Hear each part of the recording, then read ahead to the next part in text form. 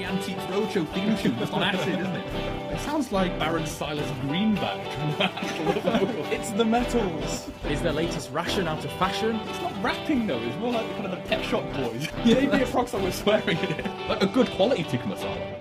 Progcast UK. Welcome to Progcast number 9. Today we'll be discussing King Crimson's debut album, In the Court of the Crimson King. But what will this pair of 21st century schizoid progcasters make of it? Is it a fusty, out-of-touch Prince Charles, or a hip and rebellious Prince Harry? Will courting its complex time signatures lead to jubilation, or will its antics turn us crimson with rage? And will we still be awed by its soundscapes, or be delivering an overdue sucker punch to dethrone this spent monarch? Let's find out. That's such a long intro. You're really setting yourself up for an interesting first podcast here, Paul. Excellent. This is the first podcast that I've done hungover. Is it? Can only be worse than that one that I did after drinking Nuki Brown and continually burping.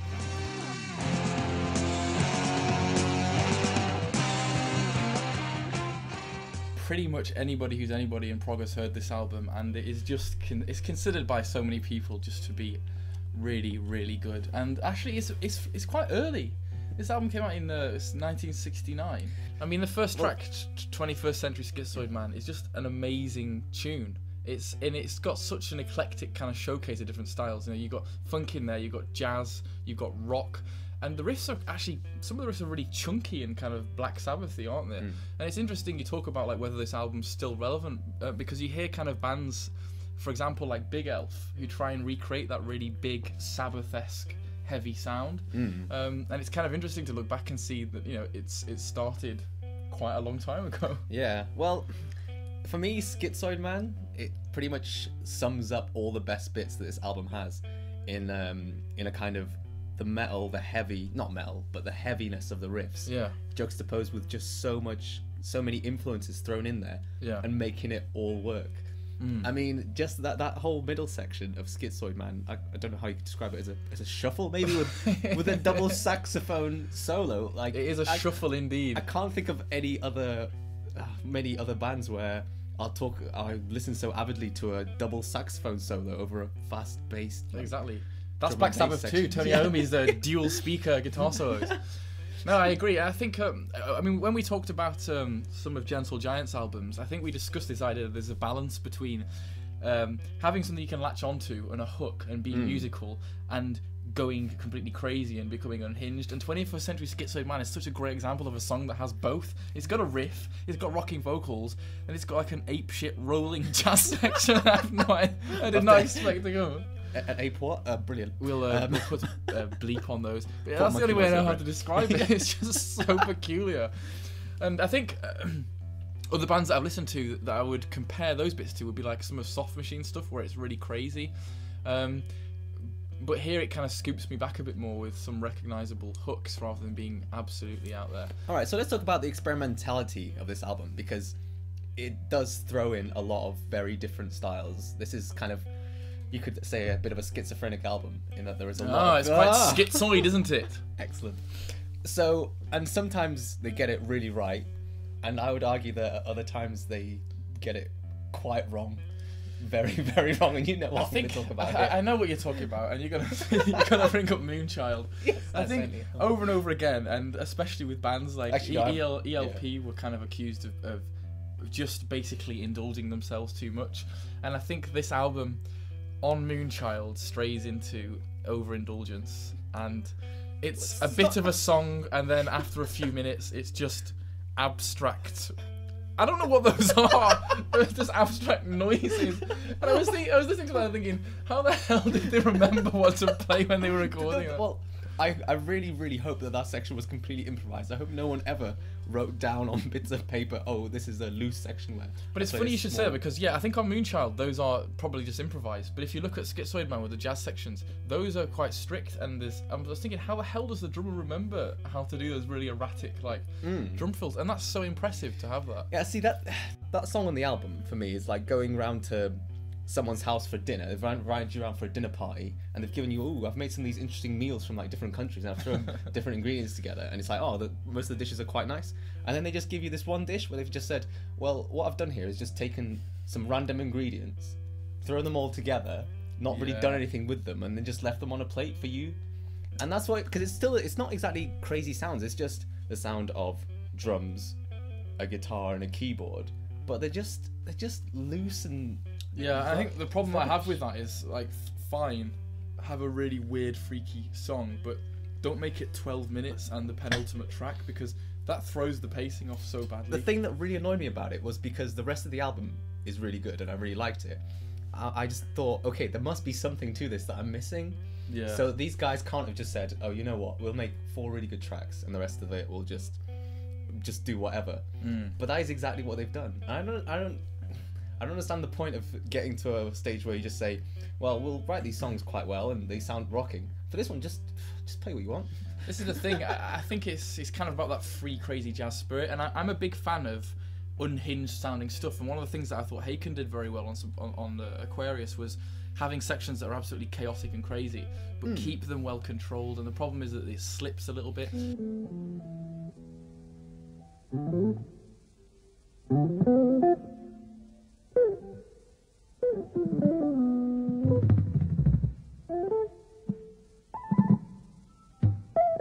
But I think, an example where they do it properly is on 21st Century Schizoid Man at the end.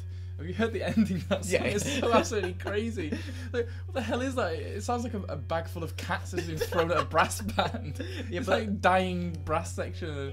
And that's fine because it's like 30 seconds. It's like, oh, that's awful. Let's move on. Not like the middle of the penultimate 12 minutes. I mean, you listen to even like the saxophone solos on Schizoid Man and they're all over the place, but it kind of fits with the whole idea of a Schizoid Man. This is just, I mean, I assume they're trying to get across a kind of idea of a dreamscape, a dream state, or something like that. I think they were just absolutely wasted on acid. That was another point I was going to say. Maybe this is another thing we should come on to in terms of how much of this album needs to be enjoyed with drugs in an altered state of mind. If you take I Talk to the Wind as an example, that if you played that to me as like a serious song, I'd be like, what the hell? But if you told me that you were a bit of a druggie and you've been on LSD, it's like, oh, I kind of understand that. It's just sort of a lilting, odd, vulnerable, neurotic song about, I don't know, it's just so peculiar. Well, I like how it's not even thinly veiled. It's like, it's about a guy talking to a drug addict, basically. Said the straight man to the late man. The late man is basically, it's just Towley from South Park, isn't it? Oh, I'll only get a little high. Oh, I talk to the wind now. Oh. But it's such a sort of... Vocally, that song is such a sort of vulnerable English performance. It's really, really eerie is any way to describe it. And it kind of sounds like he's just coming off something when he's recording. It's either drugs or mental illness. And... I've been here and I've been there and I've been in between. I think it's quite cool and almost gangster that they talk about drugs on here. And to prove it to you, I've got an example of how cool 21st Century Schizoid Man actually is. Oh boy, here we go. I'll show you a little song here that samples it. Oh boy, here we go. Oh.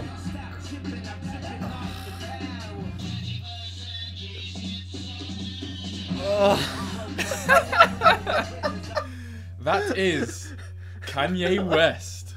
That's dude, just awful. I would bet I would eat my hat if Kanye West has ever heard King Crimson. Do you reckon he hangs out and is like chilling with his bitches and hoes? It's a real shame, but I hope he's sampled Moonchild on one of his other tracks. That would be ridiculous, a Moonchild R&B mashup.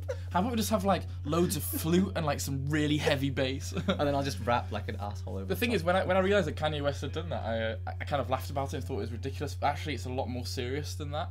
And at the beginning of September, Robert Fripp, the guitarist, announced that he's actually stopping producing independent music I remember you saying that. Because of record label issues. It's like, Kanye, man, you've actually just You've really killed King ruined Crimson. Prog. Yeah, well done. Inadvertently. If you didn't hate him enough, you didn't have enough reasons to hate him, then here's a good one. But actually, overall, I think it's kind of cool that prog music could seep into kind of No, crap. It's not. I think that this stuff is still... He's just sample. He didn't even need to sample that. He could have just talked to a megaphone and shouted 21st Century Schizoid Man. That's true. As long as he gives credit to King Crimson every single gig, then okay. Yeah, that's that.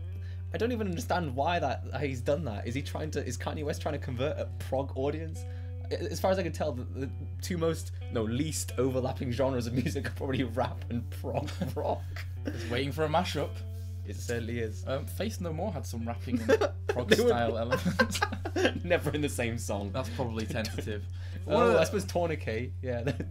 Definitely. Belton Python has got a bit of rapping. Well, just spoken word more than anything, really. Definitely. I think that one of the dangers of getting very jazzy and really kind of unhinged prog is that it ends up being quite twee, especially with the English bands.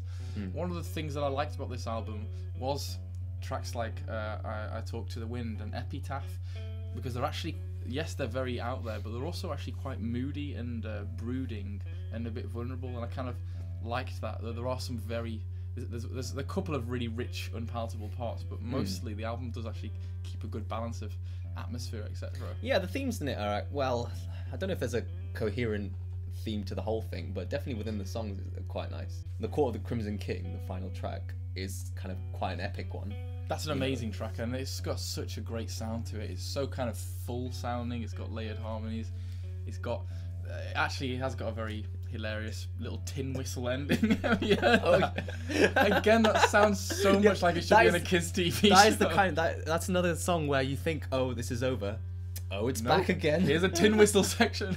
Is that what the instrument is? I don't know. It's just like the happiest. I don't know, mate. When they were recording that album, there must have just been loads of crap lying around in the studio. Yeah, can you play that? All right, fair enough. Yeah, it's an ocarina. For God's sake. That's another song that just sounds, that little bit sounds like it should be on one of those 70s kids TV shows. It's funny, isn't it? Because that song basically just rinses that first riff, that chord progression. But I still love it. Even throughout that song, it's just played over and over and over again. But it's just great. I think it's very, very difficult to criticise this album because it's so salient, it's so relevant, it's so out there. And I think, we have kind of drawn a balance by saying sometimes they've gone on a bad trip and gone through the other side, but mostly this is just a cracking album. Yeah, so I think if anybody I met hadn't heard this album, I would absolutely recommend it. I don't know what you think, but I'd recommend it except for for Moonchild. Just skip Moonchild. How about just replace one track with Kanye West? Do your own mashup. I really want to do a prog rap mashup now. That's never gonna happen, and you know it. That's just gonna be you recording rap and putting some song over the top of it. Stay tuned to hear more. Do you reckon we could actually make that little bit sound like a 70s cartoon? If you add some fuzz over the top and some innuendo, then yes, certainly. I really want to have a go. Have you got any theme in mind, or we're just going to blast it? No, we're just going to go for it. All right. Hello, children. Welcome to the Eiderdown Forest. I hope you're all well. Come and meet my friend over here, Mr. Stiltskins. Why, hello, Mr. Bagsbottom. How nice to see you. It's so terrifying. Oh, God. It's just the most terrifying sounding little thing, isn't it? That is actually